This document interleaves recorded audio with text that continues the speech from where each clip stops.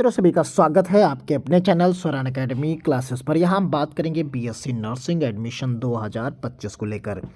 आप सभी लोग जानते हैं कि किस प्रकार एडमिशन होगा। यहाँ पर एक आसान तरीके से आपको हम समझाने की कोशिश करेंगे कि सरकारी और प्राइवेट कॉलेजेस में आपको बीएससी नर्सिंग अगर करना है तो आपको कैसे एडमिशन मिल सकता है। आप किसी भी राज्य से हों, सभी राज्यों पर ये चीज़ें लागू होंगी। आप चाहे पुरुष हों या महिला हों, यानी मेल या फीमेल कैंडिडेट हो, सभी के लिए यहाँ पर है।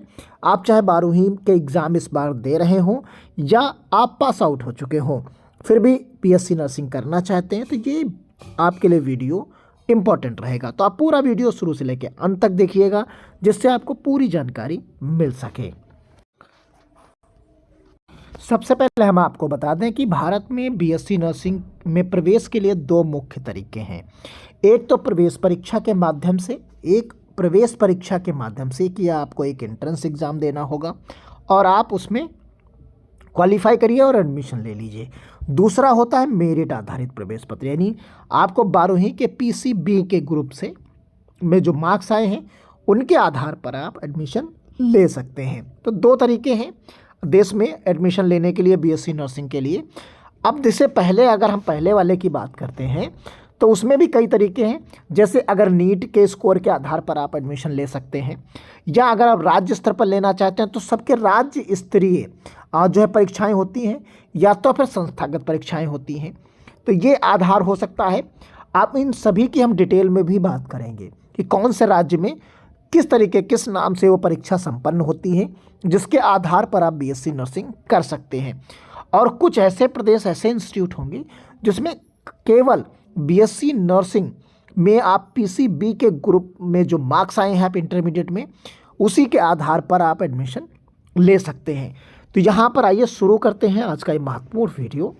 अब देखिए, यहाँ पर जो परीक्षाओं की अगर हम बात करते हैं तो भारत में बीएससी नर्सिंग सत्र 2025-26 के लिए प्रमुख विषय प्रवेश परीक्षाएं इस प्रकार हैं। एक तो नीट के लिए है, एक नीट यूजी। कई संस्थानों में बीएससी नर्सिंग में प्रवेश के लिए ये आवश्यक है। जैसे उदाहरण के लिए जिपमर का ले लीजिए, बीएचयू ले लीजिए, और इसी तरीके से करीब करीब 10 इंस्टीट्यूट दिल्ली के, 10 इंस्टीट्यूट जो हैं आपके दिल्ली के। तो यहाँ पर दिल्ली के 10 इंस्टीट्यूट मिलेंगे और एक आपको एमएनएस मिल जाएगा, यानी मिलिट्री नर्सिंग सर्विसेज। तो इस तरीके से आप देख सकते हैं नीट के आधार पर एडमिशन डायरेक्टली इसके स्कोर पर मिल जाता है।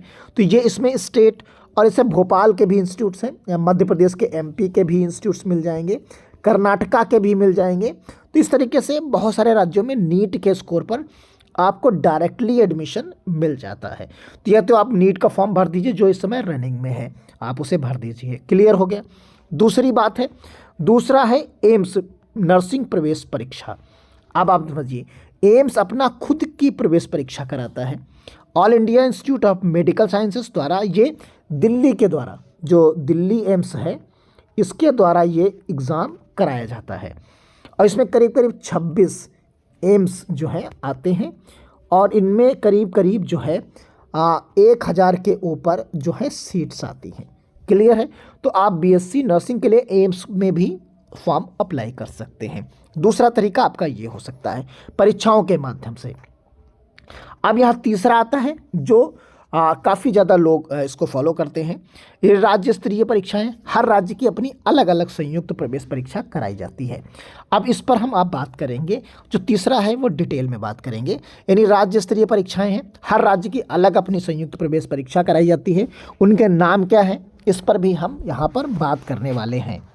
अब देखिए, यहाँ पर राज्यवार प्रवेश परीक्षाओं की हम बात करेंगे।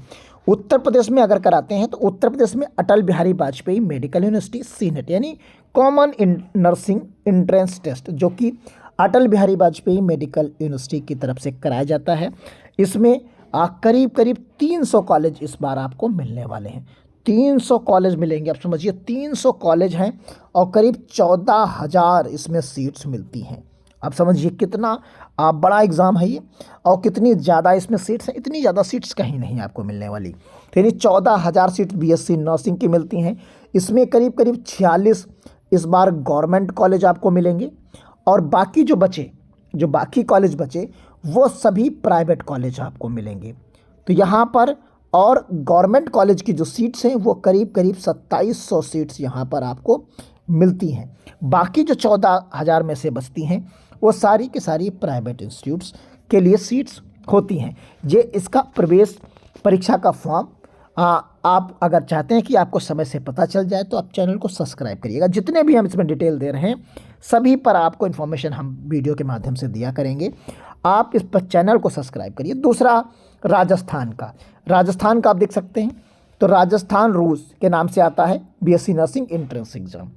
फिर एक पश्चिम बंगाल का JEN-PAS UG के नाम से, मध्य प्रदेश में MPPA नर्सिंग एंट्रेंस के नाम से, और यहाँ पर आप देखेंगे बिहार का BCECE नर्सिंग एंट्रेंस के नाम से आता है।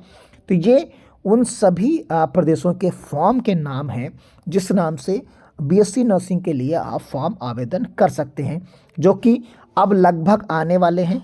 कुछ में शुरू हैं, कुछ में आने वाले हैं।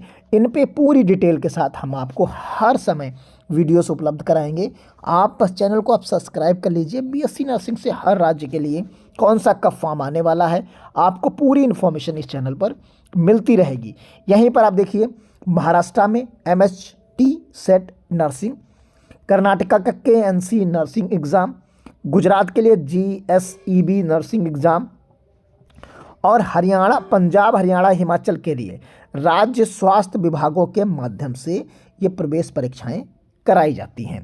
तो यहाँ पर आप सभी लोगों ने देखा कि ये सभी एंट्रेंस एग्ज़ाम इस माध्यम से कराए जाते हैं। अब देखिए उत्तर प्रदेश में अटल बिहारी वाजपेयी मेडिकल यूनिवर्सिटी द्वारा आयोजित कॉमन एंट्रेंस टेस्ट जो कराया जाता है CNET के नाम से आता है। ये अभी फॉर्म आना बाकी है। Atal Bihari Vajpayee medical university CNET के नाम से ये परीक्षा संपन्न कराई जाती है, जो कि 2025 और 26 के लिए भी फॉर्म आना बाकी है। ये मार्च के एंड में या अप्रैल में फॉर्म आपको मिल जाएगा। फिर दूसरा आता है महाराष्ट्र का, जिसमें MHT सेट के नाम से जाना जाता है, महाराष्ट्र कॉमन एंट्रेंस टेस्ट के नाम से जाना जाता है। इसमें नर्सिंग पाठ्यक्रमों में आप प्रवेश पा जाते हैं। Karnataka nursing and paramedical sciences के नाम से एग्जामिनेशन बोर्ड है KNC, तो इसके लिए इसमें आयोजित होता है। तो ये कर्नाटका के लिए है। तमिलनाडु के लिए तमिलनाडु नर्सिंग एडमिशन के लिए डायरेक्ट मेरिट बेस्ड चयन होता है। जैसा कि हमने पहले बताया 2 तरीके इसमें होते हैं। तेलंगाना का जो फॉर्म आता है वो Telangana test nursing entrance examination TSNEE द्वारा प्रवेश कराया जाता है।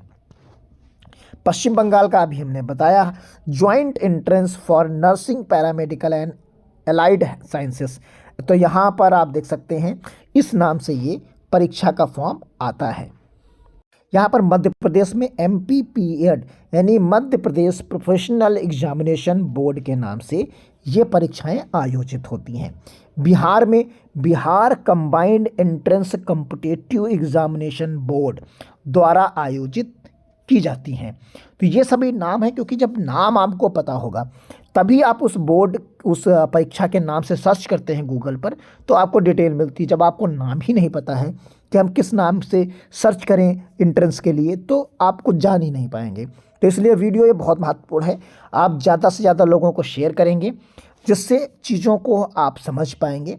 और Gujarat secondary and higher secondary education board द्वारा आयोजित की जाती है। राजस्थान में राजस्थान स्वास्थ्य विभाग विज्ञान विश्वविद्यालय यानी रूस द्वारा आयोजित की जाती है। बाकी आप सभी लोगों ने देखा कि नीट का एक अलग से ऑप्शन है। नीट का आप इस 2025 का फॉर्म इस समय रनिंग में है, इसे आप भर दीजिए। अगर आप MNS में जाना चाहते हैं, मिलिट्री नर्सिंग सर्विसेज में, जिपमर में जो है फॉर्म भरना चाहते हैं, BSc नर्सिंग करना चाहते हैं, या फिर आप BHU जैसे इंस्टीट्यूट से, बनारस हिंदू यूनिवर्सिटी जैसे इंस्टीट्यूट से BSc नर्सिंग करना चाहते हैं, या आप मध्य प्रदेश के कई सारे इंस्टीट्यूट्स हैं, या दिल्ली के बहुत सारे इंस्टीट्यूट्स हैं जो है उनसे फॉर्म, जैसे सफदरगंज का है, जो है लेडी हार्डिंग है, इस तरीके के इंस्टीट्यूट जो करीब करीब 10 इंस्टीट्यूट हैं ये, इनमें अगर आप एडमिशन लेना चाहते हैं तो आप नीट का फॉर्म अवश्य भर दें। और इसमें ये सब डायरेक्ट एडमिशन्स होते हैं। MNS का आपको अलग से एक फॉर्म भरना पड़ेगा, एक जिपमर का भी अलग से फॉर्म भरना पड़ेगा। बाकी बीएचयू और ये दिल्ली के जितने इंस्टीट्यूट्स हैं, और एक आपको मिलेगा कर्नाटक और एक आपको मिलेगा मध्य प्रदेश से, तो वो सभी कंबाइंड काउंसलिंग के थ्रू भी हो जाते हैं। तो कुल मिलाकर ये वीडियो अगर आपको अच्छा लगा है तो आप ज़रूर शेयर करिए। और यहाँ पर योग्यता की बात कर लेते हैं। बीएससी नर्सिंग में फॉर्म कौन से लोग भर सकते हैं महिला पुरुष के लिए? तो यहाँ पर शैक्षिक योग्यता आप महिला पुरुष किसी की, तो ये आप सभी लोग जानते हैं 12वीं में आपके पास फिजिक्स केमिस्ट्री बायोलॉजी होनी चाहिए, 45 से 50% अंकों के साथ होनी चाहिए। और या तो आप साथ में नीट स्कोर, अगर आप वो फॉर्म भरते हैं जो समझ चुके हैं आप पिछले वीडियो में, अगर आप नीट का स्कोर के लिए फॉर्म चाहते हैं, उसमें एडमिशन चाहते हैं, तो आपको नीट का फॉर्म भरना है, अन्यथा आपको फॉर्म नहीं भरना है। आयु सीमा की बात करते हैं तो 17 साल आपकी मिनिमम होनी चाहिए, और अधिकतम आयु कुछ संस्थानों के लिए है, ये सब पर ये लागू नहीं होता। कुछ संस्थानों में लागू होता है और कुछ में ये नहीं लागू होता। मिनिमम बस सब पे लागू होता है 17 वर्ष की। और लिंग आधारित पात्रता फॉर मेल एंड फीमेल, सरकारी व निजी कॉलेजेस में आप देख सकते हैं यहाँ पर कि दोनों उपलब्ध हैं। और एफएमसी में भारतीय सेना रेलवे में कुछ सीटें केवल महिलाओं के लिए आरक्षित है। जैसे महिलाओं के लिए ही आरक्षित है एम्स, जो एम्स है वो सिर्फ महिलाओं के लिए ही आरक्षित है, इसमें सिर्फ महिलाएं ही फॉर्म को भरती हैं। तो कुल मिलाकर आपको डिटेल मिल चुकी होगी। तो मिलते हैं अगली अपडेट के साथ, तब तक के लिए धन्यवाद। जय हिंद, जय भारत।